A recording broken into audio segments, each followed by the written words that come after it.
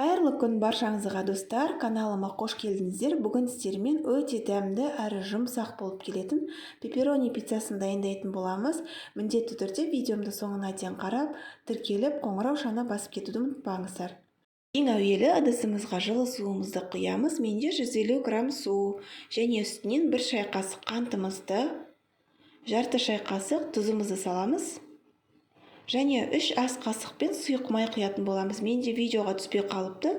Сондықтан осылай 3 қасық салып аламыз да, араластырып, үстінен 1 шай қасық ашытқымызды саламыз. Жақсылап араластырып аламыз арасында осылай.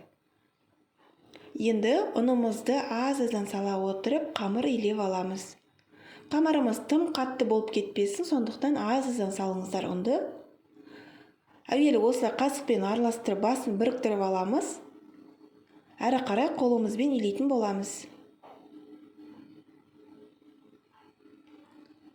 Осылай қолымызбен илеп, жұмсақ етіп қамыр дайындап аламыз. Құрамын өздеріңіз мөлшерімен аз-аздан сала отырып дайындап аламыз. Осылай қолымызға жабыспайтындай болады. Және бетін жауып, жарты немесе 1 сағатқа қалдырамыз. Қамырымызды дайын болды. Енді қамырымызды бір қайтарып илеп алдым. Енді теңді 2 бөлікке бөліп аламыз. Мен жұқалау етіп дайындадым пиццамызды. Сондықтан мен 2-ге бөліп алдым. Міне осылай домалақтап пішінге келтіріп аламыз. Екіншісінде дәл солай пішінге келтіріп аламыз. Енді осы қамырларымызды кезекпе-кезек жайып алатын боламыз. Мен осылай оқтаумен жайып алдым. Егер қалауларыңыз бойынша қолдарыңызды аздап майлап, қолдарыңызбен жұқалау етіп жайып шықсаңыздар да болады. Қалыңдығын жұқалау етіп жая беріңіздер, қорықпай. Құрамында ашытқы болғандықтан ешқандай әдемі болып, 2 есе көтеріліп шығатын болады. Міне дайын болды. Енді табамызға орналастырып аламыз.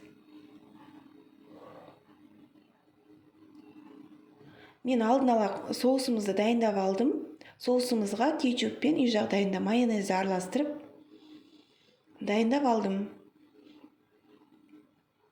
Немесе кез келген соусты пайдалана берсеңіздер болады.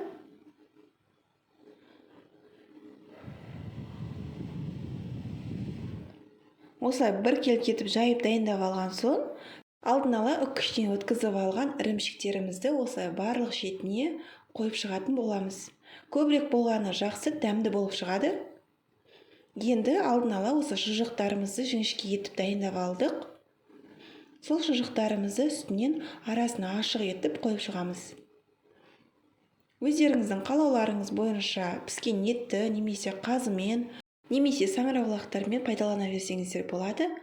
Міне осылай дайындап алдық. Енді қызып тұрған пешімізге 250 градуста 10-15 минутта пісіріп аламыз. Міне бізде пісіп шықты. Енді мен дәл екінші қамырымды бетіне осылай қызанақпен жасап алдым. Өте дәмді болып шықты. Міне біздің пепперони пиццамыз дайын болды. Өте дәмді болып шықты. Дәл осы рецептпен сіздерге жасап көруге кеңес беремін. Өте дәмді болып шығады. Әрі балаларыңызға жасап беріп, балаларыңызды қуантсаңыздар да болады. Егер видео ұнаған болса, тіркеліп, қоңырау шана басып кетуді ұмытпаңыздар. Алда түрлі рецепттермен бөлісетін боламын.